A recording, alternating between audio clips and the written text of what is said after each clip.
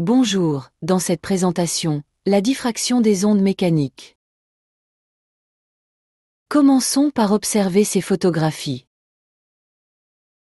La houle des océans peut être modélisée par une onde mécanique, rectiligne, se propageant à la surface de l'eau, dans une seule direction. Lorsque la houle rencontre un obstacle, tel qu'un petit îlot, on observe que l'onde contourne cet obstacle, et ne se propage plus uniquement dans une seule direction. On observe le même phénomène lorsque la houle rencontre une petite ouverture, l'onde contourne là aussi les bords de cette ouverture, et ne se propage également plus dans une seule direction. Ainsi, lorsqu'une onde mécanique rencontre un obstacle ou une ouverture de faible dimension, sans changer de milieu, on peut observer une modification de la direction de propagation de l'onde, c'est le phénomène de diffraction. Afin de mieux appréhender ce phénomène, on utilise au laboratoire une cuve à ondes, qui permet de visualiser la propagation d'ondes progressives à la surface de l'eau, et ainsi d'en étudier le comportement. La source est un générateur d'ondes aquatiques, qui produit une perturbation décrite par une fonction sinusoïdale du temps, de période temporelle t, et de fréquence, f égale 1 sur t. L'onde ainsi générée est une onde progressive, rectiligne et sinusoïdale. Elle se propage à la surface de l'eau dans une seule direction, avec une célérité de valeur c.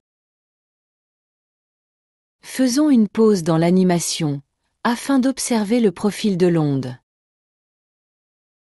Les zones brillantes correspondent aux crêtes des vagues.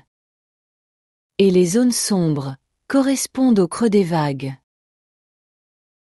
La distance entre deux crêtes successives est la longueur d'onde, lambda. Voyons dans quelles conditions un phénomène de diffraction peut être observé. On impose à l'onde de passer par une ouverture, perpendiculaire à sa direction de propagation. Dans un premier temps, la dimension A de cette ouverture est grande devant la longueur d'onde lambda de l'onde progressive.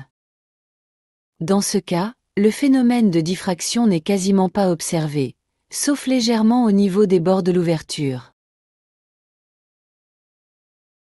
Prenons maintenant une ouverture, dont la dimension A est voisine de la longueur d'onde lambda. Le phénomène de diffraction est alors clairement observé, et l'onde diffractée se propage essentiellement dans un triangle, de demi-angle au sommet, θ, appelé angle caractéristique de diffraction. Diminuons encore la dimension A de l'ouverture, qui est maintenant inférieure à la longueur d'onde lambda. Dans ce cas, on observe un phénomène de diffraction, dont l'angle caractéristique est plus important.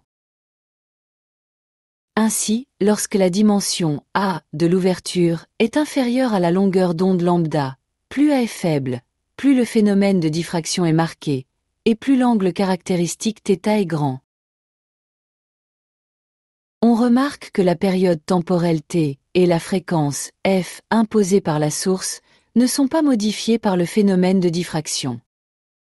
De même, si le milieu est homogène, la célérité c et la longueur d'onde lambda de l'onde diffractée sont identiques à celles de l'onde incidente. Le phénomène de diffraction s'observe avec toutes les ondes mécaniques, telles que les ondes sismiques ou les ondes sonores. Ainsi, un son qui pénètre dans une pièce, en passant par l'entrebâillement d'une porte, sera diffracté, et parfaitement perçu par une personne située dans la pièce. Cela vous a aidé? Merci de liker cette vidéo, et de s'abonner à la chaîne.